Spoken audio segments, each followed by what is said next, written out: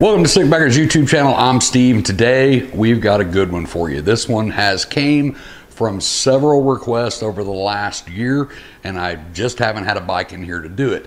I still kind of don't need to do this, but for the sake of learning, we're going to go ahead and tear into this. Today I'm going to be teaching you how to change your spark plugs on a Milwaukee-Eight touring bike. So all you twin cam followers out there, we have an entire video dedicated to the spark plugs and the spark plug wires, what to look for, what your spark plugs look like, how to inspect them, whether or not they need changed or not. And we talk a little bit about Harley Davidson fat plugs. I'll put a link, it'll be popping up right up here. So if you're a twin cam, go over and check out that video. But if you're a Milwaukee-Eight, you realize real quickly that you have 4 spark plugs on this bike, not just 2 right here on the side. These 2 are super easy to get to. The other 2 are kind of on the top underneath the tank, so I'm going to go over with you how to remove the tank. I know it can be a little bit intimidating to do, but it's not. It's actually very simple. I'd rather change 100 touring model motorcycle tanks than another Softail with that goofy ass crossover line that goes underneath the frame. I'd rather drop kick that thing through a freaking wall to take that tank off again. But here in a little while, we have to take it off again. So stoked, looking super forward to that. Now these spark plugs on this bike definitely do not need changed. It's fairly new motorcycle. It's a Rogue White ST back here on the lift. Very low miles on it, but I will be throwing up some pictures on the screen as we go, and we'll talk about the difference on what the plugs look like when you pull them out of your bike and whether or not they need changed or not. So without further ado, let's get this bike up in the air and I'll show you how to get to those plugs. The first thing you need to do is take that left saddlebag off so you can access that left side cover. We're gonna pop this left side cover off.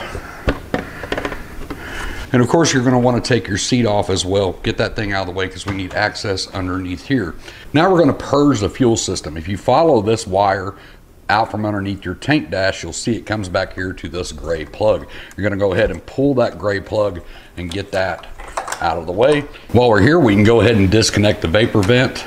We're going to take that off. You can see that comes out from underneath your dash. So this ST has a side gas cap on it. So if your motorcycle has a side gas cap on it, you don't have to worry about this next step. But if you have the center gas cap, you're going to have another rubber line. This one's plastic, and you're going to have another rubber one that comes out here. It's going to come along. That's going to feed right down here, and that is your overflow line. So you would just pull it up through here, and then when we put this back together, you're just going to feed it back down through. You just want that dripping on the ground. So now we're going to purge the system. With this disconnected, this is your fuel pump. This is disconnected, so the bike will start and run and die. That's when we know the system is purged.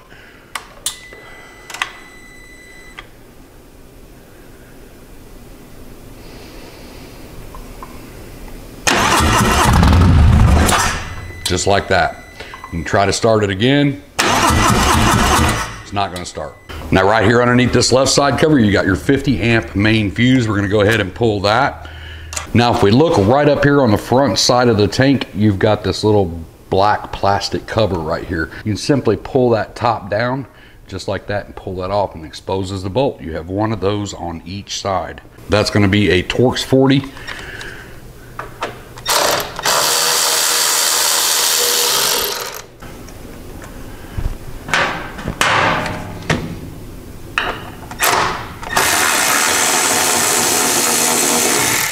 So right here on the bottom of the tank, you got your fuel line. You simply push up on this sleeve while pulling down on this black part. Now, even though we purged the tank, go ahead and get a little towel because you are going to lose a little bit of fuel. We're going to push up on this and pull down on this. Now, sometimes these can be a little bit of a booger to get off, especially on the older bikes. All you have to do is just keep pushed up on this and keep wiggling and pulling down on this, and it will come off. Right here on the back side of the tank, you got a bolt here and a bolt here. You don't have to take the dash off to do this. It's going to be a Torx 40 again. Now the fuel tank's ready to come off. It's really that easy. We're going to pull it back a little bit and then pull it off. So that way we make sure our dash and our tank don't smack the ignition up here on top. One other important thing I want you to do before you pull the tank is make sure that you have any lights that are connected to the bottom of the tank disconnected. There's a lot of people out there that run LED accent kits, and a very common place for those to be is stuck underneath the tank. Just remember, if you have them on your bike, or maybe you're doing this for a buddy, make sure to get up in there and look and make sure there's no lights underneath that tank, and if they are, go ahead and get those disconnected, because there's nothing worse than grabbing onto a tank half full of fuel and then starting to walk backwards and you're tied to the bike still, and that's usually 99% of the time it's those LED accent lights. So make sure to look and get those disconnected. So we're gonna get under it, pull the tank back, and then we're gonna lift up on it. And that's it. That's how easy a fuel tank comes off a touring model. Just a couple of bolts, a couple of plugs, pull it off. In order to get these spark plug wires off, please do not pull on the wire. Get a set of pliers or an actual spark plug wire puller, get under it and pop it up. I'm gonna grab a 5/8 deep well.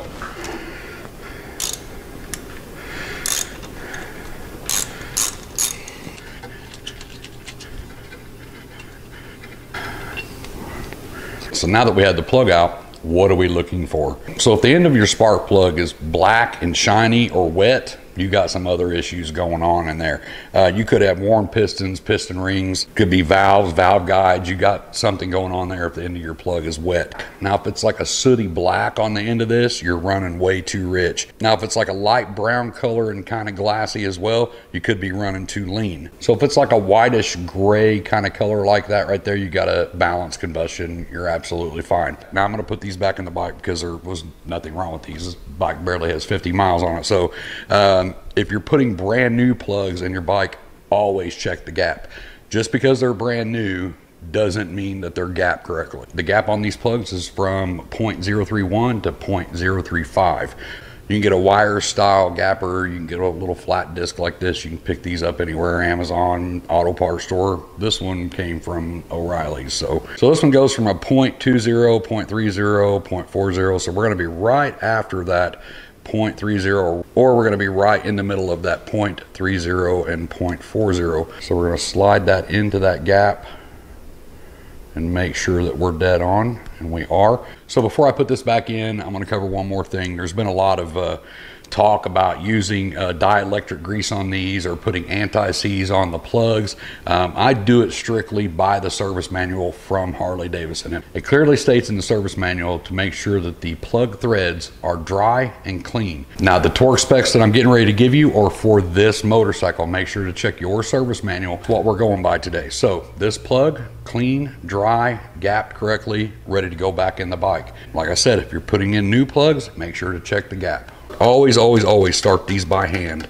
Do not put these on like a battery ratchet and try to run it in. The torque specs on this bike are 89 to 133 inch-pounds. So make sure that you have an inch-pounds, not foot-pounds. If you only have a foot-pounds, use a foot-pound to inch-pound calculator, or just divide the foot-pounds by 12, and that'll get you in the ballpark. We're gonna set our torque wrench to 110 pounds. Right there. That's it. We're gonna pull our plug wire back up into place. And we're gonna listen for that click when you're putting that on. Just like that, you'll feel it pop on there. So now we get to the other side of the bike and you can clearly see why taking the fuel tank off is essential to getting to these two spark plug wires. Your tank sets here, these are in here, doesn't give you a whole lot of room to work, and they are also recessed down in there pretty far. And like I said before, it's not a great idea to just grab this plug wire and pull up on it. You could damage the plug wire. So what we have are spark plug pliers. You can pick these up on Amazon for about $6, and I'll put a link down in the description down below to these, but this allows you to get down underneath that and squeeze it and pull it up. I'm gonna wiggle them down in there till we can get to the bottom, and we can pull it up just like that. Same thing over here, just get an extension, break the plugs loose. You can take your pliers, get down in there and pull it out. We're gonna inspect that plug. Everything looks pretty normal. Making sure that this is dry and clean once again. Putting it back in. Remember, if you're replacing it with the new ones, make sure to gap the plug correctly. And once you get it over it, you can actually take these and push that top just like that. Now there's one other thing I want to address with you too. If you want to check If you want to check your spark plug wires to make sure that they're good, the insulation on it's not breaking down, everything inside is working correctly, you can use a simple ohm meter. For the life of me, I cannot find my ohm meter. but it's very easy to do. You basically make sure that your prongs are plugged into your ohm meter, make sure that it's set to ohms, and then you want to take that plug wire off, and you're going to put a positive on one side and negative on the other. Doesn't matter which side is which. Now each manufacturer and each wire can all have a different ohm reading, and the length of the wire can determine that as well. So basically what we're going to be checking for is to make sure that everything internally in that wire is working correctly. So if you pull one of the plug wires off, for example, and we're hitting like 8.1 ohms, right? So basically you want to kind of give it a shake test. You're going to put a positive on one side, negative on the other, and you want to move that wire around and look at that ohm meter and make sure that those ohms are staying solid. If the numbers are jumping all over the place, make sure that you got them stuck to the metal on both sides of that plug wire really good, which is not hard to do. Just press it in there and hold it in there and then shake the wire. If you're moving it around and the numbers are staying clean, then that plug wire is probably good. If the number's jumping around all over the place, you got a break in there somewhere. You may not be able to see it, but it's broke inside there, and you're going to want to replace that plug wire. So I have seen in the past too where we've done that to the 4 plug wires, and we thought, no, the plug wires are good, but they were still actually bad. Over time, the insulation on these things wear out, and that can cause a spark, a slight small spark to jump through. You may not be able to see it unless you take the bike out at night and start the bike and really get down there in the dark and see if you can see any sparks. I've only seen it happen one time on a motorcycle where we actually found a break in the insulation at night. Seen it on vehicles plenty of times over the years, but like I said, it can happen. So if you feel like you've got an issue with your plug wires after changing your plugs, go ahead and swap those out. This is a good time to do it. So all we have left to do now is get our bike put back together. So we're going to grab our fuel tank, set our tank back up into place. We're going to slide it forward just like that. I'm going to kind of keep my camera in one place so you can see everything that we're doing, but we're going to start with these 2 front bolts.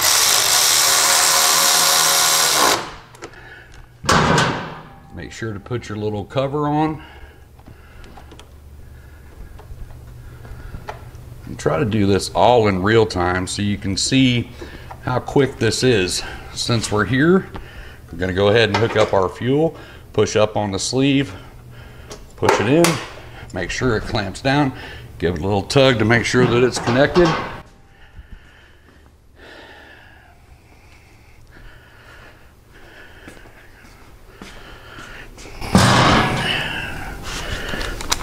Come to this side.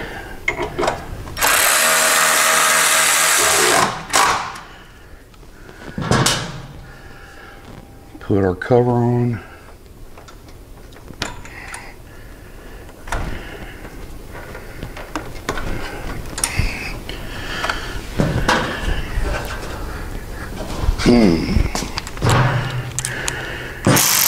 Come up here to this top one.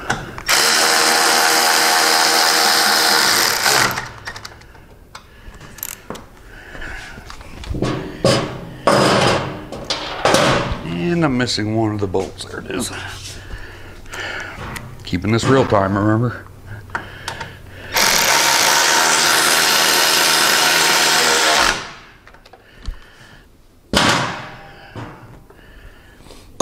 Once we're there, we're going to hook this line back up. Push that on. Our plug. Push that on.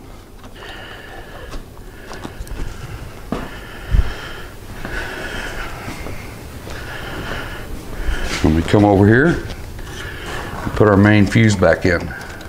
And that is it.